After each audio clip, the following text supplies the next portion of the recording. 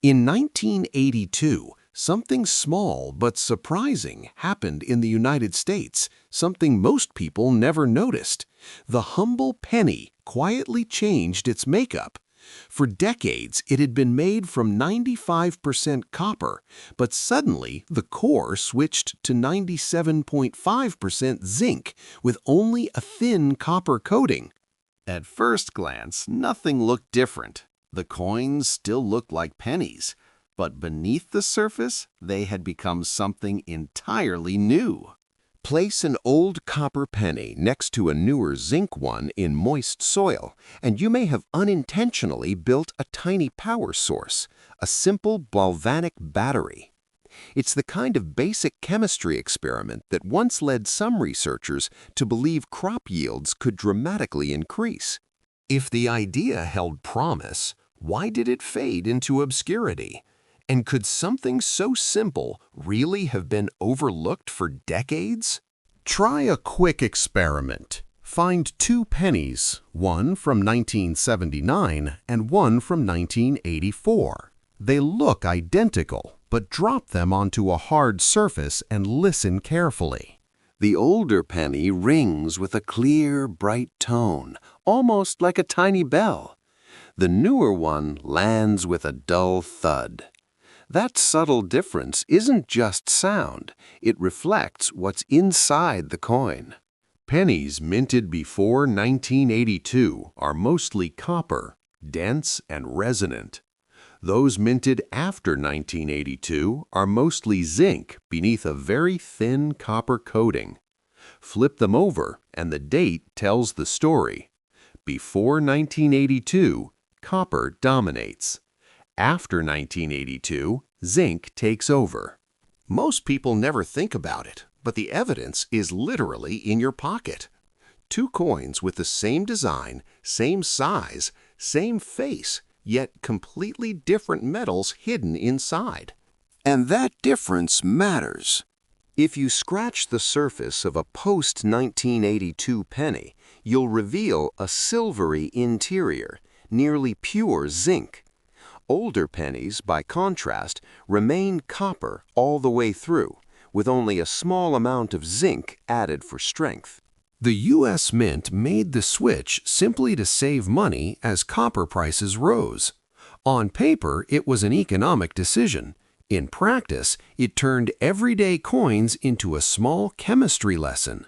Because copper and zinc together form the basis of one of the simplest batteries ever discovered.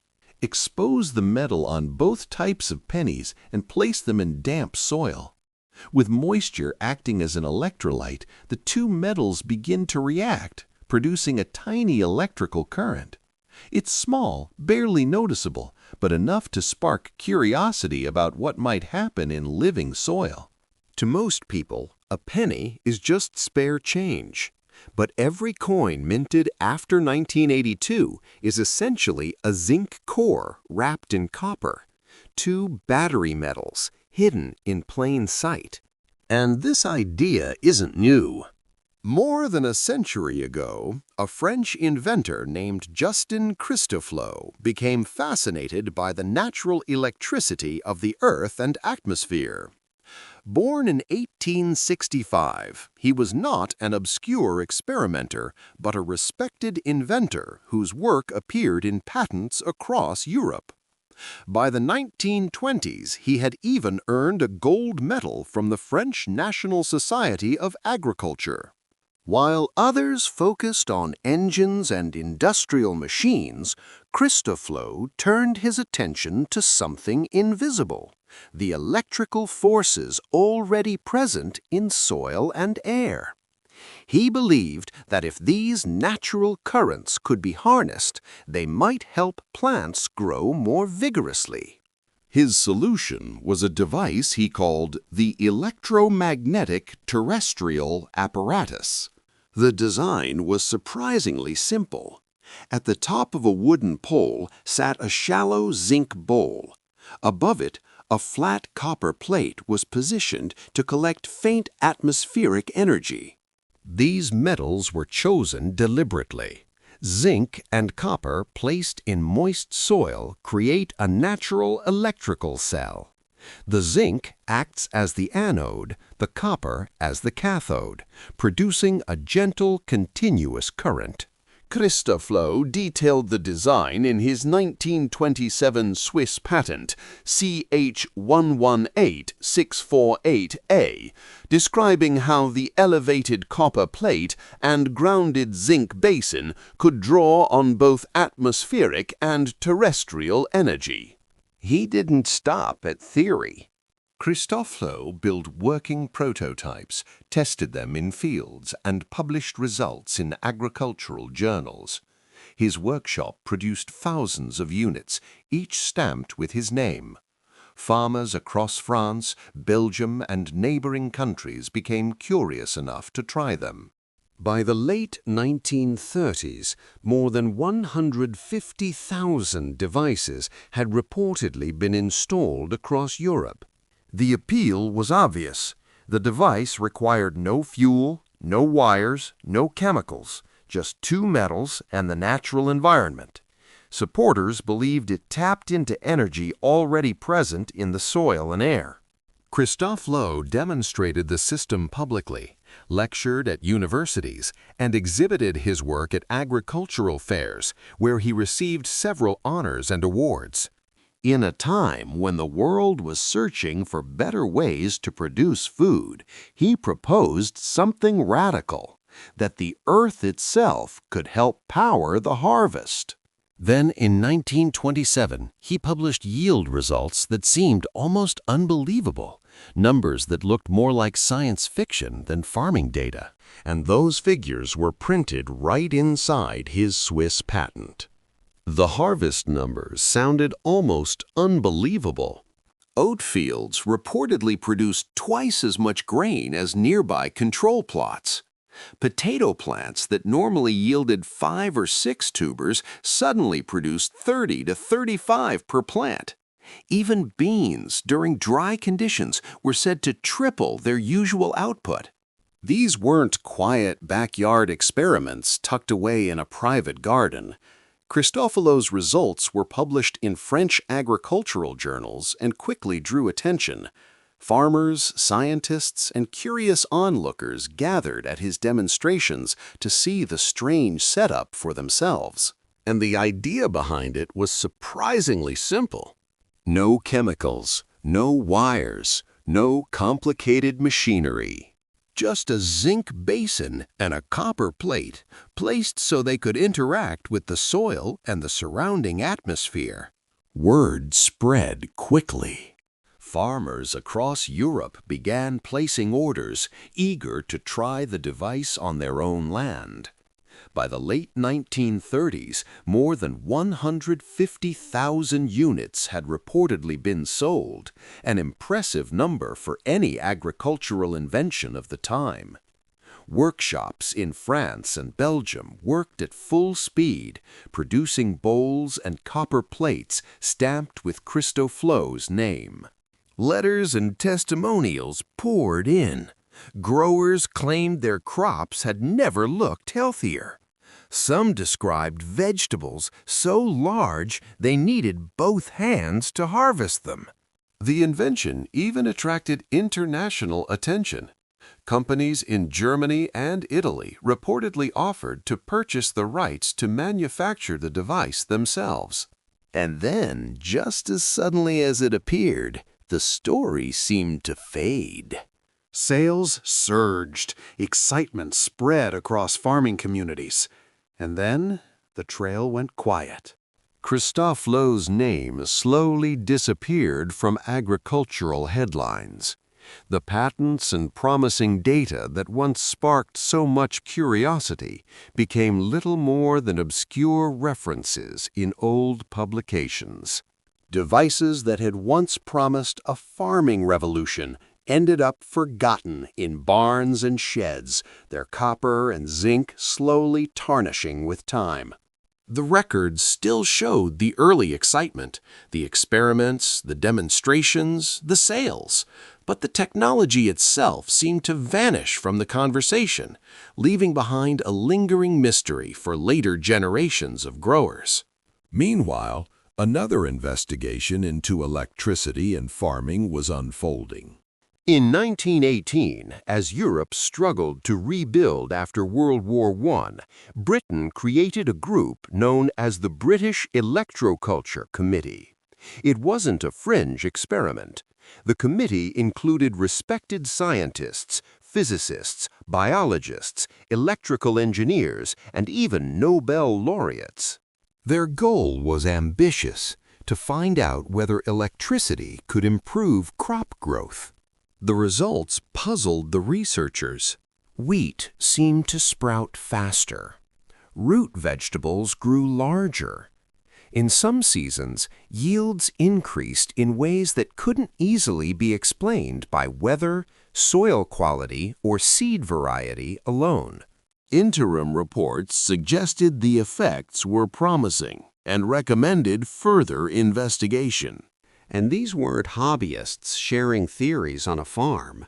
Many of the scientists involved were members of the Royal Society, university researchers, and government specialists reporting directly to Britain's Ministry of Agriculture. For a while, it looked as though electroculture might move beyond experiments and become something much bigger, perhaps even a national farming strategy.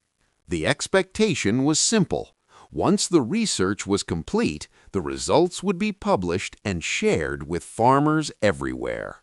But that's not what happened. As the years passed and the experiments continued, the committee's work gradually slipped out of public view. And that's where the historical record becomes strangely quiet. A red stamp on the final reports read, "Not for publication." The documents, containing years of crop data, letters, and research notes, were sealed away in government archives. Today, only 2 copies are known to have survived. In 1936, the British Electroculture Committee was quietly dissolved. The official explanation cited changing priorities and the need for more practical agricultural solutions. At almost the exact same time, a different technology was rapidly reshaping farming across Europe. The Haber-Bosch process, which converts nitrogen from the air into synthetic fertilizer, was being adopted on a massive scale. Chemical plants began producing ammonia fertilizers by the ton, promising larger harvests and more predictable yields. It was scalable, it was measurable, and it was profitable. Compared with that system, electroculture, using little more than simple metals and natural conditions, didn't fit neatly into the emerging industrial model of agriculture. Whether by coincidence or circumstance, the committee's reports were sealed just as chemical agriculture began its rapid rise. Were the results forgotten because the experiments failed? Or because they worked too well? What we do know is that the science behind it isn't magic. When copper and zinc are placed in moist soil, they naturally form a simple electrical cell, the same principle behind the earliest batteries. Because the metals have different atomic properties, electrons begin flowing from zinc to copper. The reaction produces a small electrical current, usually around 1.1 volts. Not nearly enough to power a light bulb, but possibly enough to influence something far more sensitive, a living plant. This idea isn't speculation or fringe science. It's rooted in basic electrochemistry, the same principle that powered Alexander Bain's Earth battery in 1841 and the same chemistry that runs the AA batteries sitting in a kitchen drawer today. Their roots can actually sense and respond to electrical fields, a behavior known as electrotropism.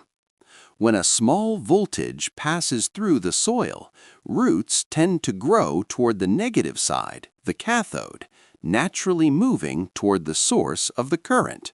That tiny electrical signal can subtly guide root tips toward water, minerals, and nutrients they might otherwise miss.